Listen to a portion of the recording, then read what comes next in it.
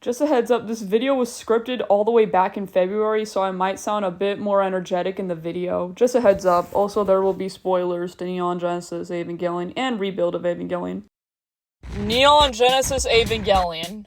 An anime that destroyed my brain chemistry. And apparently I wasn't the only one who really enjoyed it, because there is a huge community surrounding the Neon Genesis Evangelion series. And everyone in the community kind of shares the same opinions. For starters, there is... Guys,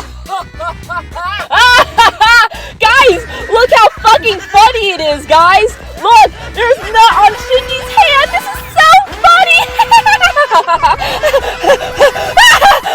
Isn't this so funny? And that brings us to the topic of today's video. We're gonna be talking about the rebuilds. We're gonna be talking about the rebuilds of Evangelion. Do you think this is funny, butthead? Do you find it amusing that we're gonna be talking about the rebuilds? Today, I'm gonna give my honest opinion on the first 3 rebuilds of the Rebuild of Evangelion series. I've been wanting to talk about this for quite some time, but I saw someone slandering the rebuilds again, so I wanted to make a video on it. The rebuilds are not as bad as the fandom makes them out to be.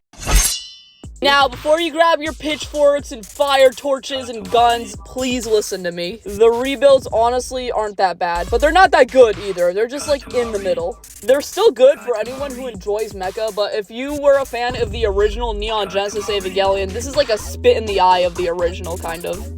Before we get into the negatives, I want to list the things I actually liked about the Rebuild of Evangelion. The new angels and concepts are genuinely really interesting.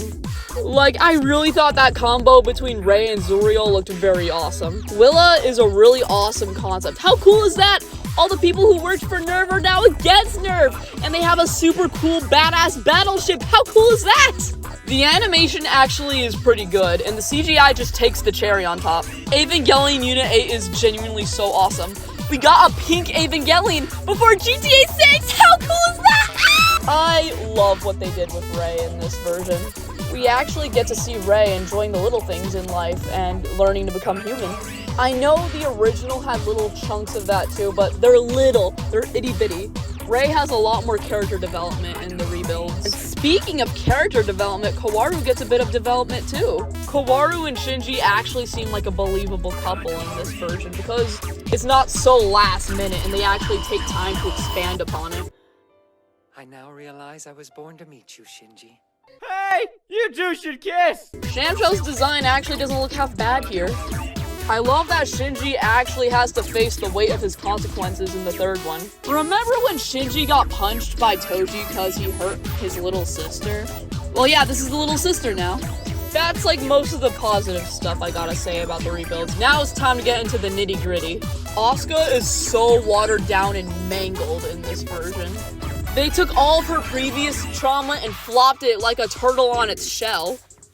She barely has an impact on the story of the rebuilds. I mean, the only thing she really did was show us what the beast mode on Eva Unit 2 could look like, and that's literally just Eva Unit 2 as a Jaguar. That is very disappointing. Fantastic work, Studio Kara. I'm being sarcastic, by the way. There's one thing I really don't like what they did with Asuka and the rest of the pilots, is that there's some kind of curse of the Evas bullshit they pull out of their ass. It's basically just like, oh, she's a 3,000-year-old dragon, but she looks 14. I don't care what y'all say. She might mentally be 28, but Asuka will always be 13 to me. And speaking of bullshit, Mari sucks. Mari sucks so bad, I could make a whole character analysis on why she's the worst Evangelion character to ever exist. She contributes absolutely nothing to both the story and her as an Evangelion pilot. She shows up, she shakes her titties, she flirts with Asuka, she takes multiple hits from the angels, and never takes anything seriously. They just be hiring anyone to be pilots these days. All of the Evangelion pilots are pilots because of 2 reasons. They either have a dead parent or lots of trauma. The more trauma and dead family members, the higher the sync rate. It makes sense with Shinji because his mother is dead and this took a huge toll on his life and it caused his dad to neglect him. The same thing goes with Asuka, except that her own mother hung herself besides just neglecting her for a doll. This is why Asuka hates Rei, because she sees Rei as a doll, and that's why she hates dolls. is because her own mother chose a doll over her, and she thought the doll was her daughter. And she tried to hang the doll alongside herself because she was mentally crazy. And that's why Asuka could partially sync so well with her Evas, because half of her mother's soul is inside of it. For Toji, it makes a lot of sense too, because his sister got injured. Same with Kensuke, because he has a dead mom. Now, riddle me this. What the fuck did Mari go through to become an Eva pilot? Her parents are alive, she's not depressed, she was never neglected, she has